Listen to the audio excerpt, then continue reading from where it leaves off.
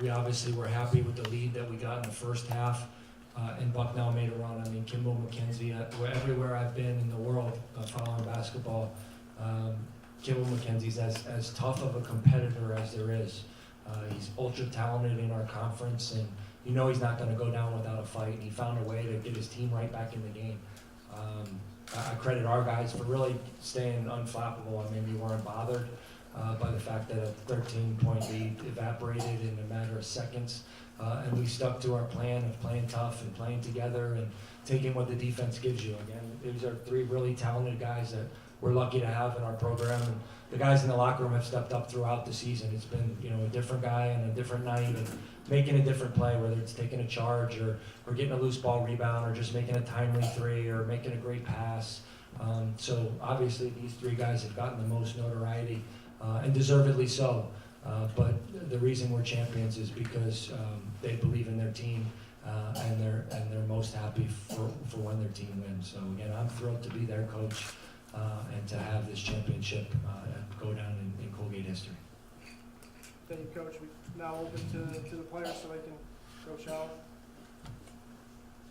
During the career night, 35 points. Can you just talk about, you know, your effort tonight and your team, and again, Coach said you guys weren't flappable.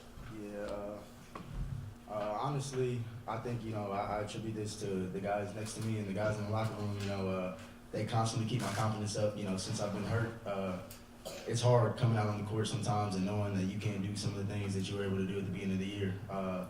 It hurts sometimes. So, you know, these guys definitely, and the guys in the locker room, definitely keep me level-headed. They keep me confident, and you know, I was able to do what I was able to do tonight.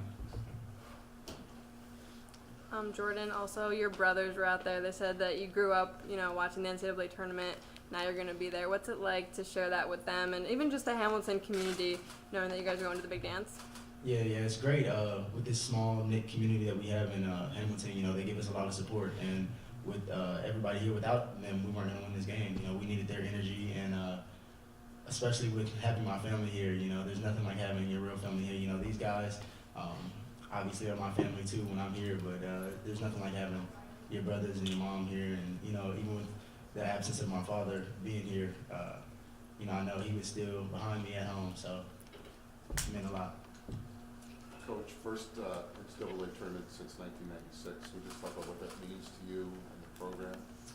Yeah, for me it means a lot for the 8 years I've been here. Obviously, you know, that we don't have a ton of history and tradition, and you know, we had a lottery pick, Donald Foyle, who was part of those teams. So as we've tried to build a program, the message to the players was always that, you know, we'll get to compete for championships when we achieve our potential in the classroom, on the court, and in the community. And so, you know, this group of guys lives that every day, but the reason they live it is because the guys that have come before them over the last years. And so they were able to make the basketball plays to win the game tonight. But I'm really proud of the program that we've built. Again, this isn't a flash in the pan. You know, we lost in the championship last year. A couple years ago, we were second place and lost in the semifinals. And you know, we'll return a really good roster of talented guys next year, and that culture is not going to go away. And that's what I'm most proud of when you talk about the program. But obviously elated to be on this ride with this group of guys that has continued to find a way. And I think it showed at the end of the game when literally tears were coming out of their eyes. Again, these aren't guys who cry very often. They're tough guys. They're competitive. They're fighters, and they believe in one another. But the group goal was to get back to this game and have it here and win it. And so to see that raw emotion from them as the coach, there's really nothing better than that. Let me ask you two guys on the end here. You haven't said anything. By way of compliment, I want to say that I heard rumors to the effect you guys could really shoot. You showed that tonight. At times I thought it was almost unconscious. Everything you threw up was going in there at times. Have you had a game like that earlier this year anywhere? Have you ever had a game where just everything was working so well? You know, me and Will's teammate, I see that every day in practice. No, there are games being two shooters. There are definitely games where you have highs and definitely games where you have lows, and you can't throw, you know, a rock in the ocean. But Just got to keep working at it. I credit that to the coaches being there before practice every day and working on my shot, working on getting my game shots up. So yeah, Will and I and JB work really hard just to be in the position we're in. So Thanks for what it feels like. You have a 13-point lead at halftime, and then Kimball brings it back single-handedly within 2 points. You Yeah. guys respond. Can you talk about, what you guys were feeling at that point and the fact that you were able to get that serve? yeah, Kimball's a great player. Kimball's a great shooter. It was definitely disheartening seeing literally every shot he shot went in and back and forth. But I just kept looking at the net and just went swish, swish, swish. I'm like, gosh. But no, he's a great player, and it really speaks to our toughness. Coach brought us back to the timeout, and we knew it wasn't going to be easy. We knew they were going to have their run, and we were tough enough to overcome that. So. Will, can you talk about that juncture in the game too? I think this year my role is a little different. In past years with Sean O'Brien, I was the kind of guy to just get us all together and calm us down. And this year, I just tried to just keep on keeping everyone confident. And we've been in those games before. We've been on the other side. We've been down 17 at Loyola, come back and won. So we know what it's like to be that other team. And so the game is full of runs. We knew there's gonna be a lot of runs. So yeah, we just going to stay poised and confident. Jordan, you then scored 11 points, I think, during a spurt after they came within 2. Did you feel like I'm going to answer back? I mean, you kind of took over the first half. Did you feel like I'm going to respond to Kimball and try to? To me, it's never a one-on-one game. I never really care about what anybody else on the other team is doing. It's never me versus Kimball, me versus Jimmy, nothing like that. It's just whoever gets the open shot. I just happen to be the guy that's knocking down shots. This guy right next to me, he can knock down a bunch of shots. The guy right here has proven year after year that he can knock down a bunch of shots. So it just happened to be me tonight, and whenever I had my opportunities, I took them, and I was able to answer. But it was never a one-on-one. It was always just my team having the confidence in me to take the shot. Well, just out on the court at the end there, you seem like one of the more animated of the guys. What's going through your mind in those final seconds? When I came here freshman year, it was. I just come from a really good New Hampton team, and I came here. And I came here, and we were 10 and 22. It wasn't looking good, and then we just every day in practice, listen to the coaches, just working out, and just believing in each other. Just created this new atmosphere, and I just love these guys so much. So. Well, last year, championship game at Bucknell didn't go so well for you guys. How much did you talk about that game, if at all, in the lead up to tonight? Me and Jordan talked long time. We'd be like, we want to get back here. We're going to get back here, and we're going to win, and we're going to make it at our house. And so just every time that we were together, we just knew that we just had this in our minds, and we accomplished it. It's surreal that it's happening, but at the same time, we kind of knew it was going to happen all along. So. Jordan, can you talk about the mission you guys were on to have this game here? Yeah, definitely. I think obviously as young men, we wanted this game to be the first game of the year. We wish we could play the championship game at home at the beginning of the year. But obviously, Coach, his message is always the next game is the biggest game, and we just went one game at a time.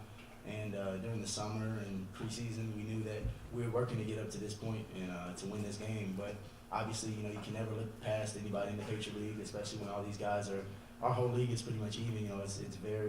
It's not very top heavy, and even when there's a lot of teams that win a lot of games, a lot of games are close. So we knew that we couldn't pass up on anybody whenever we were playing people.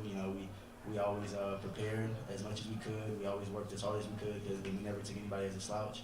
And I think that's what helped us in this game is that, we never give up, we never back down, and in practice we worked very hard, and that's what showed at the end of the game today. The team had just said it was a little disheartening when Kimball was hitting all those shots. Can you talk about what you were feeling when he was hitting all those shots? Yeah, it always, it doesn't feel good ever whenever there's a guy that it just feels like nobody can guard, when you're out there and it's just like, wow, he's just throwing up everything and it's just going in. But obviously, our coach, you know, his message is always, you know, similar to weather the storm. Just make sure that whenever things are going bad, we stick together. You know, we always huddle up, we always run down the floor, and because we've done that the whole year, we weren't really rattled. You know, obviously guys, you obviously get a little disheartened whenever you're on the court and things like that. Whenever somebody's hitting shots like that, but we knew how hard we worked to get to this moment, and we weren't going to give this game up.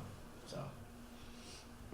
Jordan, I want to know how you're feeling a little bit after that. Once you guys started your run, you hit 2 threes in about 30 seconds to go up 14.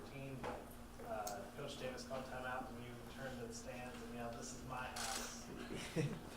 How are you feeling right then? Yeah, I mean, it's our house, you know what I'm saying? People want to, people are coming in here, you know, trying to dethrone the king. You know, we're number one, we're the best team, and we know that a lot of people know that Bucknell has experience and things like that, but that didn't mean anything to us. You know, we've been working hard for this moment, and we weren't going to give it up for anything. We knew that the second half was going to be just like that. You know, Coach came in the locker room and told us that, you know, they're going to make their run. You know, this is Bucknell. This isn't just any other team. This is a team that's been here with a lot of experienced guys. So they're going to make their run, but we feel we have better players, and we work very hard. So, you know, that's why whenever it got to that moment when I was able to, you know, hit some shots and things like that, we were like, all right, yeah, we're back. We're back. So. Can you tell me what was going on with, there was, in the first half, there was a ball, I think, went off the referee, and I think you were kind of disputing the call. And I was sitting right there, you really didn't say anything at that time, but he kind of grabbed you. What happened? You know, that's just, you know, refs being refs, you know, just making sure that emotions don't get too high. So I just felt like, you know, I tipped it, ball went off. I felt like it went off, you know, Jimmy Soto's hands, and, you know, it went out of bounds. But, you know, you're never going to get every call. And sometimes I think things happen that don't happen. So, and then Coach can attest to this in practice. So I think there's a lot of plays where I'm like, well, Coach, it's not a foul. They didn't go out of bounds. It's not a travel. So, you know, and I think, you know, with them being able to get me to manage my emotions in practice, you know, gets me in the game. And whenever I'm talking to referees and things like that, you know, I never lose my cool or get too hot or things like that to get technical or anything like that. So I respected, you know, the ref and him telling me to calm down. So. Seemed pretty calm. Any more questions for the players? Rap, for you, just coming from Northwestern, obviously with the injuries, not getting a lot of playing time, coming here, now you get to cut down the nets, you're heading to the tournament, and you obviously played a significant role in all of that. What does that mean to you? Yeah, I mean, it means the world to me. It's hard to explain in words, but I'm just so grateful to God that put me in this position. Just 2 years of very hard injuries and doubting if I was going to play basketball again, and you know, just so thankful to my family, so thankful to my friends, just keep supporting me, and I'm so thankful to the program for Coach Langel taking me in and believing in me, and these teammates playing with me, and I just trusted in the plan, and it worked out the way it should have. I couldn't be happier. I couldn't be more proud of these guys. So. I went to Northwestern, I wish you would stay there. Oh, really? I did, yeah. Class up. A long time ago. Yeah.